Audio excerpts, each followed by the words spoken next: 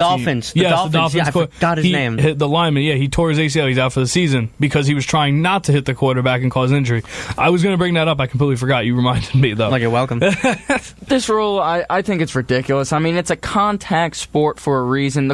Rodgers said the other day he knows he should be getting hit, and that's part of the game. And that's their job. I mean, like you said, what even is a sack anymore? Like, what are you supposed to do? I mean, Clay Matthews, last week and the week before, looked like clean hits that he was, or whatever he was doing. Yeah, you could see But just think about it. Last year, that's a clean hit. 2 years ago, that's a clean hit. 30 years ago, that's a clean hit. That's 30 probably years ago, nothing 30 years ago. That was a paper cut type of hit. That was a little God, girl really type was. of hit. Yeah, that was like, let me know when you start hitting, by the way.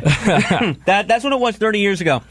There's always these trends in football, and I feel like I've said this before, but it seems like it. Like I said, it hasn't cost the game yet. It's now cost the player, as you said. It almost costed a few games. It almost did, but it hasn't. And like I said, it's going to be one of those times where... Just remember the first Sunday night game, Bears-Packers, that almost costed the game. It did. No, but my whole point is when one of these defensemen on 3rd down and 15 lays a hit and ends up giving up a first down that leads to a touchdown, that's when someone's going to really be an uproar. And it's going to happen to a playoff contender who's now going to be, instead of going 10-6, is now 9-7 and doesn't make the playoffs. And that would be a big fiasco. I want to raise a question to both of you.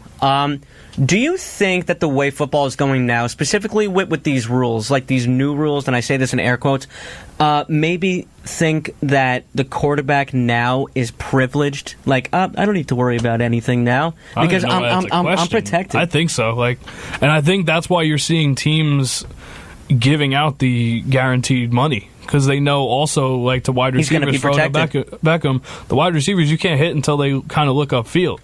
Whether their eyes are with their head fully, they can't get hit when they're up in the air anymore. They can't get hit when they're defenseless. They have to get hit when they're ready to be hit. Now that I'm thinking about it, too, you remember that hit in the Super Bowl, Eagles-Patriots, Brandon Cooks? Yeah, I was surprised it didn't get a penalty on that one. Where he went to sleep? Yeah. Is that a legal hit this year?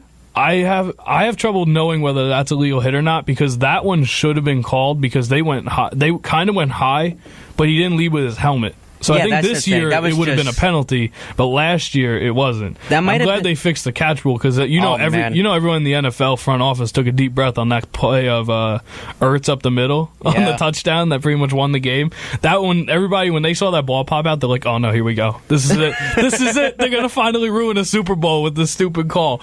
It'll happen one day. Yeah, it really will. When that happens, it'll be just like the referees holding out. And when they did that, and then they cost them that game with the Green Bay Packers in Seattle, that's when the referees came back. They're like, whatever you want, you got it. Just get back on the field because we need you. So that's kind of how it's going to go. And there's been 34 penalties on these type of plays for the first 3 weeks. Last year, only 16. Yeah, so this double. Shows that it's going to be a problem throughout the whole season. It's a joke. Definitely is. It really is. It's a joke. I mean, I'm pretty sure they're throwing the flag, and you know how they take a little bit of time before they explain what it is? They're probably like, all right, so what are we doing this for again? Like, what is this? They're talking, are you sure? Do we have to call it again? All right. You're listening to WHPC Sports Talk on the voice of Nassau Community College, 90.3 WHPC. Kyle Mackay here with Eric Fischetti. Fischetti, the thing in the sea. Oh, it's like a fish. Okay. Yes, it's a fish. No, I knew that. Yeah, okay, I'm sure you did. Sam Ienberg. And right now I want to quickly talk about the Jets trading for Le'Veon Bell, possibly, that they have called for Le'Veon Bell. I have the Jets draft picks for next season. And then the 2020 season, they have just 1 through 7. Let me just lay it out for you, and then you guys tell me kind of what you would trade for, and I have an idea of what I would kind of give up for Le'Veon Bell. They have a 1, 2 3s, a 4, a 5, 2 6s, and a 7 for next season, or next year's draft in the 2019 draft. What would you guys give up to the Steelers for Le'Veon Bell, if you would even do it? Well, the Steelers are going to want first 2-round picks. And the Jets don't have that. So, oh man, I'd probably give up maybe the first-round pick. It's going to be a lot. It's going to be a lot to think into. For a guy that you have to sign? No, that's the thing. You don't even know if he wants to come here. Yeah, that's the other thing. Nobody's really talked to him about that. Everybody just speculated, the Jets should do it. In retrospect, it does make sense. The Jets have the money. They need help at running back anyway, even though I like Powell. I don't know. That's a tough call. I said I would give up the 2 threes, and if anything, next year's number 2. If I had to. Like, give up the 2 threes, see what happens.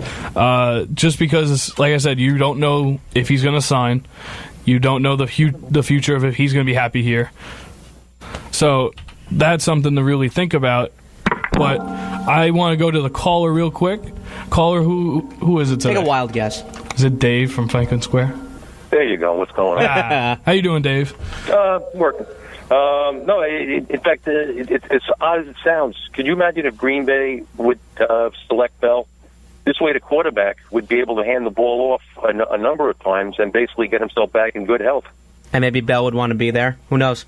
I don't know. That's like true. I said, sometimes you got to take a hit just to get Rodgers back to where he should be. Rodgers hasn't been a good running back for years now. Well, I think his best running back was probably Eddie Lacy at one point. And that was probably now it's like a converted wide receiver in Montgomery.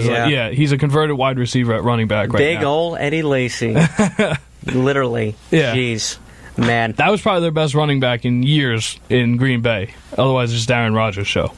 I mean, Aaron Rodgers can do it with his legs, so you don't really have to worry about that. But that's the problem with these mobile quarterbacks. They're more of a target now. Because if you don't stay in the pocket, I mean, it's all those protection rules go out the window. It's like the goalie leaving the crease. It's like the goalie leaving the crease. You're fair game. You're talking about behind the goal. Okay, yeah. You're fair game now, and that's a great way for these mobile quarterbacks to get hurt. Yeah. And look at him now. You know, a quick one for you. And again, I'm old school. I noticed on Sunday that when they put a player in his name there, and now they actually put down the fantasy points during the course of the game. Yeah. Do they really? Yep, they do. I've been working on Sunday, so I haven't been able to watch much football. Can I ask a question? Sure. How long before, next to the fantasy sports, we're going to see what kind of car he drives, who he's dating, his favorite music? I mean, we probably know that now. Social media is a wonderful thing. Yeah. No, I mean, it's just, and that's the thing. Social media creates such a fandom where they're so involved in almost the players' lives. They want to know everything about their favorite players. So I understand why football is doing it. It's really just to appease the young fans in the world. And just remember what Vin Scully would do. He would actually add that personal touch. He would tell you about what his parents did, what this kid did to get, in high school. And just, but now you're getting into this thing where with that scroll at the bottom, they're just cramming so much information into your cranium that it really is useless. Yeah, and the mute button doesn't work. Yeah, and that's true. And that's actually why Vin Scully was one of the best to ever do it. It's sad that the Dodgers don't have him anymore. But the thing is, the difference between back then, specifically with Vin Scully, and if you want to stay on that path of baseball, Mel Allen, maybe now with John Sterling, Michael Kay, Gary Cohen, they always incorporate these stories if they know about the player, if they know about what they were as a kid, or what they are turning into, if they've known them for a while. Like, look at what Prince Fielder... See, the only difference with nowadays and then, they have a bunch of people doing all the research for him. Vin Scully did it himself. True, but think about 20 years ago when Prince Fielder was like smacking home runs out of Yankee Stadium when his dad was playing for the Tigers. People knew about that. I mean, it's just that kind of thing. People are more invested now, I would say, as opposed to back then. Not only because of the accessibility now, but that's just basically it. It's just accessibility. Not everyone could listen to the radio or watch the game on TV and be so invested in what's going on, but nowadays you can basically watch it on your phone. You might soon, if you have an Apple Watch, you might be able to watch it on your watch at some point. Can you imagine? Too old. Can you imagine though? Yeah. Watching a football? Oh well, who is that? Can you imagine the number of rear-end accidents you'd have? Oh, of course, definitely. Like it's already gone up. That's why every road sign. Maybe by then we'll have flying cars. Who knows? Yeah, so we'll still have rear ends, just still be in the air. And my last point with baseball, I'm waiting for the day where there's a close play, like say at second base, and the umpire takes it upon himself to point to the review booth. Wow, that might come sooner than we think. Honestly, all of a sudden he's confused, and he realizes he doesn't want to argue, and he just says, "All right, let me point up to the booth." The manager gets to stay in the thing, and everybody, and once again, everybody's happy and calm. Yeah, but then that's taken away from what they're trying to do. They're trying to make the game, faster. That would bring it back to square one. It'll make it slower tough because they want everything more accurate, but then they want it faster. They want the easy way out. That's it. That's what's going on. But there really is no easy way out. No, not at all. I'm just curious. I used to umpire in softball 300 games a year by myself, or maybe I had one partner every now and then. I never had any problems. Well, would you like to ref or be an ump in the MLB? I would welcome it. Well, no, I would remember I covered all 4 bases by myself. Not to mention the fact I had a lot of moving parts. Some guy hits a ball with first and second, or second and third. You have to be accountable to all the bases. That's just great work ethic at that point. Yeah, well, yeah. It really Great is. multitasking skills. Yeah, and the key to the Giants on Sunday, let them catch the ball, but you got to tackle them. You've got to tackle them on the spot, and that's the only way the Giants will have a chance to beat them.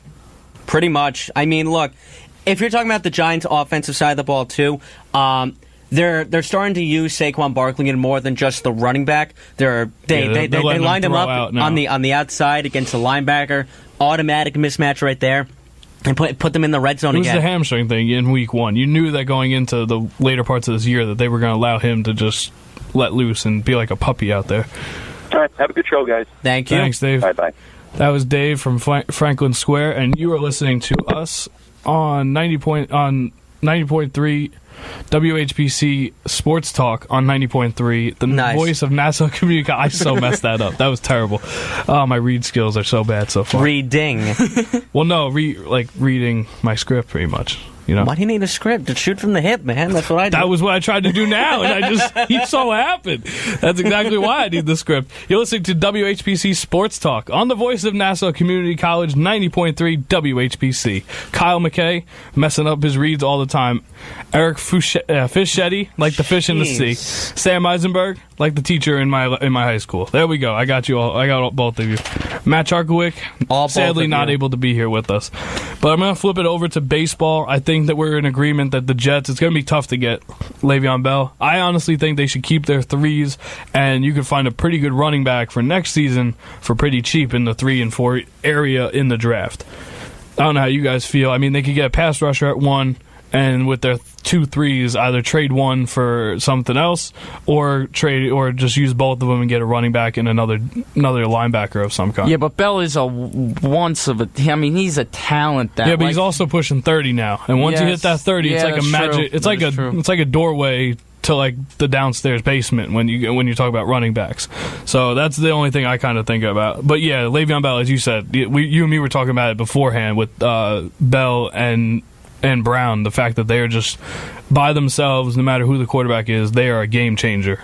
And so, I don't know. That'll be tough. That'll be interesting to see, especially because I think he has to week 6 to sign his deal before he loses. I think it's week 10. Is it week 10? I thought it was week 10. Someone said week 6, so I didn't know which one it was. I'm pretty sure he said he might hold out till week something. No, because because he's franchised, he has to play at a certain point to get free agency next season. And I think that's week 10. I think the minimum is 6 games. I think it was week 10. Okay, so I was right. Okay, somebody else was wrong. I think somebody said it's week 6 because it was 6 games, so they heard wrong. They tried to come at me. Yeah, just put the blame on someone else. Nice. It was for someone else. I said week 10, and then somebody came up to me and said, "No, you're wrong. It's week 6." I was like, "No." Thank you, Eric, for having my back there. I want to switch over to baseball, though. We got 15 minutes left.